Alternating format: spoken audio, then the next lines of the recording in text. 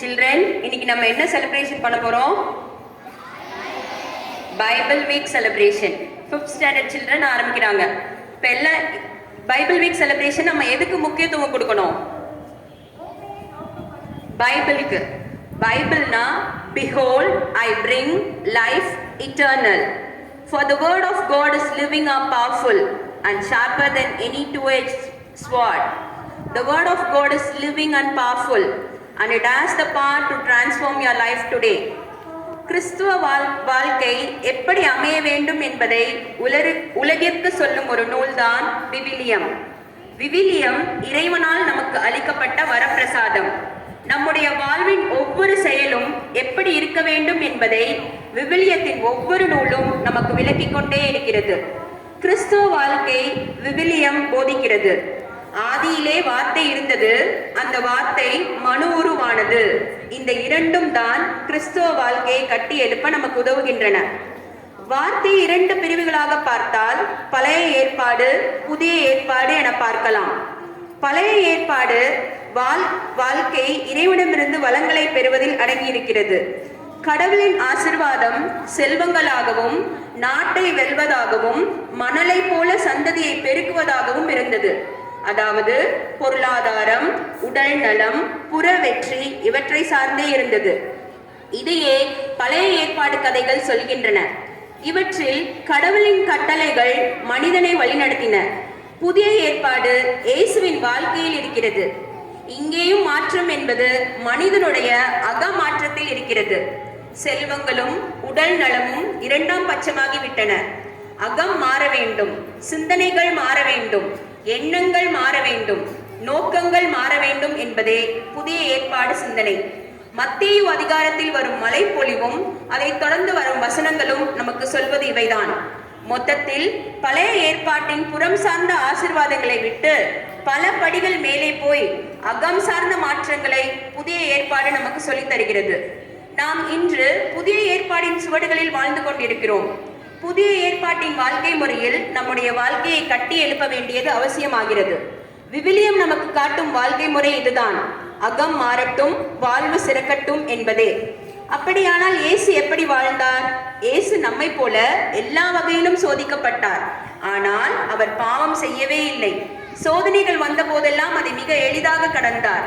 சோதனைகள் முன்னால் வந்த போதெல்லாம் சோதனைகள் பக்கம் சாயாமல் கடவுளின் திருவுளத்தை நிறைவேற்றினார். இதையெல்லாம் நான் சொல்லவில்லை. பவுல் கொரிந்தியருக்கு எழுதிய நூல் ஒன்றில் தெளிவாக சொல்கிறார். நம்முடைய வாழ்க்கை இப்படிதான் இருக்க வேண்டும். இதையே விவிலியம் காட்டும் வாழ்க்கையின் அடிப்படையாக நான் கருதுகிறேன். நம்முடைய வாழ்வின் ஒவ்வொரு செயல்களிலும் நாம் இயேசுவை பிரதிபலிக்க வேண்டும். வார்த்தையின் மனித வடிவம் அவர்.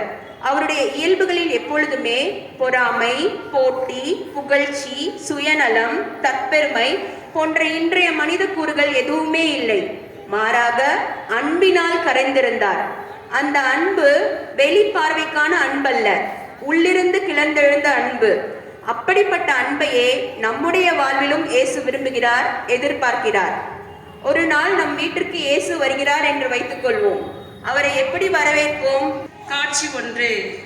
இரக்கம் பெறுவீர், இரக்கம் தருவீர் என்ற தலைப்பில் திருவிவிலியம் விளக்கம் பற்றியும் அதிலிருந்து இந்நாள் வரை கற்றுக்கொண்ட நல்ல மதிப்பீடுகளை பற்றியும் இக்காட்சியில் காண்போம்.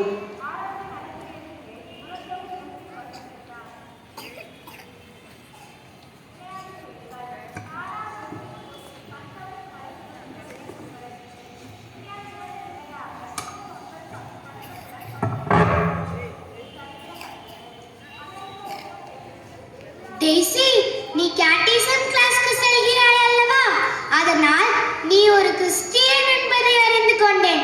எனக்கு ஒரு டவுட் உள்ளது டெய்சி. அதை நான் உன்னிடம் கேட்டு தெரிந்து கொள்ளலாமா?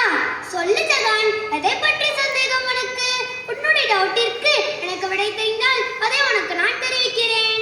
கிறிஸ்தவர்களின் புனித நூலாம் பைபிளை மிகுந்த மரியாதையுடனும் வணக்கத்துடனும் பக்தியுடனும் பவனியாக எடுத்து வந்தார்களே, அது அவ்வளவு முக்கியத்துவம் வாய்ந்த புத்தகமா? அது உன்னிடம் இருக்கிறதா? அதை நாம் அனைவரும் எடுத்து பார்க்கலாமா? அதனை வாசித்து பார்க்கலாமா? நீ சொன்னது போல நம் கிறிஸ்துவர்களின் வாழ்க்கைக்கு ஒளியே அதுதான். அதில் எழுதி உள்ள வார்த்தைகள் தான் நமக்கு விளக்கு. அதை நான் தினமும் மாலையில் படித்து வருகிறேன். இந்த பைபிள் கிறிஸ்துவராகிய எங்களுக்கு மட்டும் உரியதல்ல, மாறாக உலகில் உள்ள அனைத்து மக்களுக்கும் சொந்தமான நூல். இது யாரால் எழுதப்பட்ட நூல்? எதற்காக இந்த நூல் எழுதப்பட்டது? ஜகன் கடவுளுக்கும் மனிதனுக்கும் இடையே நிலவிய அன்புறவை தெளிவாக கூறும் நூலை திருவிவிலியம். இதை எழுதியவர் கடவுளே, ஆனால் அதை அவர் நேரடியாக எழுதவில்லை. மாறாக மனிதர்களை கொண்டு பல்வேறு காலகட்டங்களில் எழுதப்பட்டது. நான் இந்த வருடம் தான் இப்பள்ளியில் நியூ அட்மிஷன். எனக்கு இந்த பைபிளை பற்றி தெரிந்து கொள்ள மிகவும் ஆவலாக இருக்கிறது. எனக்கு இந்த பைபிளை பற்றி இன்னும் விளக்கமாக கூற முடியுமா? இதோ நம் ஃப்ரெண்ட்ஸ் எல்லாரும் இங்கு தான் இருக்கிறார்கள். இவர்களை கூப்பிடுகிறேன். அனைவரும் இதை பற்றி உரையாடுவோமா? ஃப்ரெண்ட்ஸ்,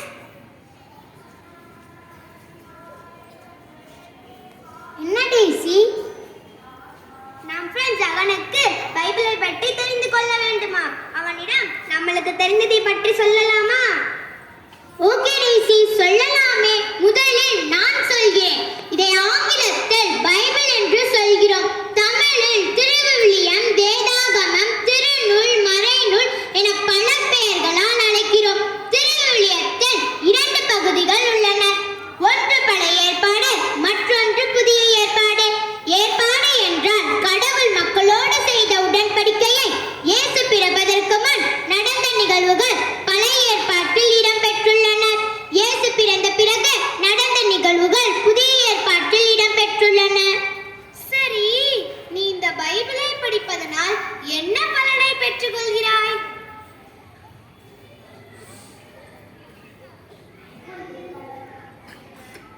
அதை பற்றி நான் சொல்கிறேன் ஜெகன். திருவிழத்தை நான் வாசிக்கும் போது கடவுள் என்னோடு பேசுகின்றார்.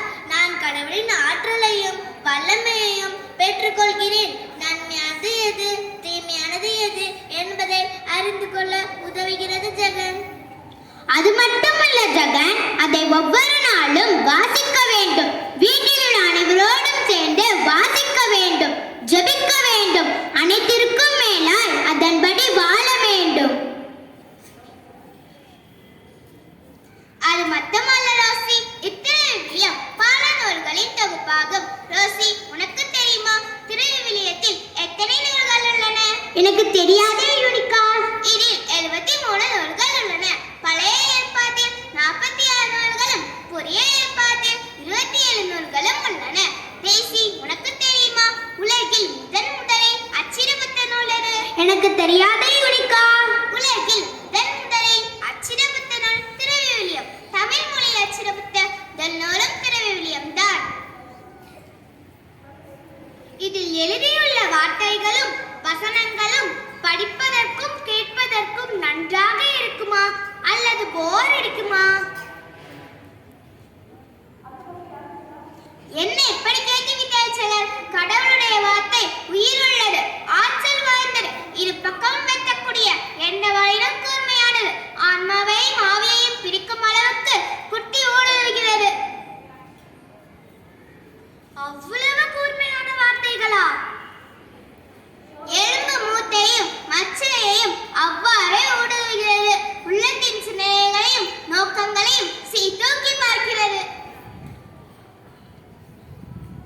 இத்தனை வருடங்களாக நம் பள்ளியில் நடைபெற்ற பைபிள் ஸ்கிட் எல்லாம் பார்த்திருப்பீர்கள் அல்லவா? நான் இந்த வருடம் தானே பார்க்கிறேன். இந்நாள் வரை நீங்கள் கற்றுக்கொண்டதை பற்றி எனக்கு கூற முடியுமா?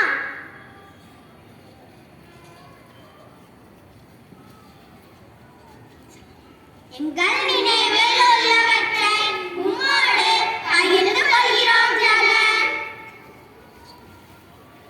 சொல்லுங்கள் நண்பர்களே, கேட்பதற்கு ஆவலாக இருக்கிறேன். கிறிஸ்துவம் அதிகமாய் அறிவுறுத்துவது அன்பைதான். அன்பு செலுத்து, அன்பை பெறு என்பதை வெவ்வேறு சொற்களில் சொல்லப்படுகின்றனர்.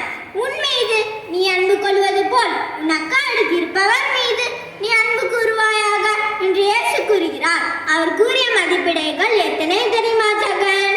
எத்தனை மதிப்பீடுகள் ஷிஃபானா? சமத்துவம், சகோதரத்துவம், ஒற்றுமை, இரக்கம், நீதி, தியாகம்,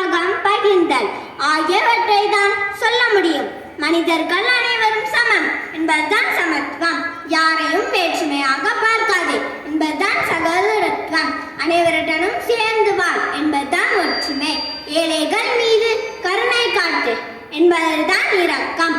அநீதிக்கு எதிராக புறப்படு என்பதுதான் நீதி. மற்றவர்களுக்காக வாதாடு என்பதுதான் தியாகம். நம்மிடம் இருப்பதை இல்லாதவர்களுக்கு கொடு என்பதுதான் பகிர்ந்தல் ஆகியவற்றை தான் இதைத்தான் கிறிஸ்துவம் சொல்கிறது. இத்தகைய குணங்கள் நம் ஒவ்வொருவர்களுக்கும் அமைந்தால் நாம் சிறந்த மனிதர்களாக வாழ முடியும். இதைத்தான் நான் கற்றுக்கொண்டேன் ஜெகன். ஷிஃபானா, என் நெஞ்சத்தை மிகவும் தொட்டுவிட்டாய். தேங்க்யூ ஜெகன். ஜெகன், நான் பைபிளில் கற்றுக்கொண்டது நம்பிக்கை, அசைக்க முடியாத நம்பிக்கை.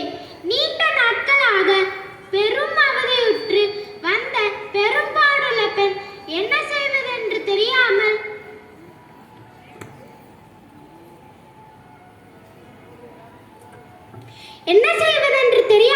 கவலையுற்று இருந்தபோது அவளுக்கு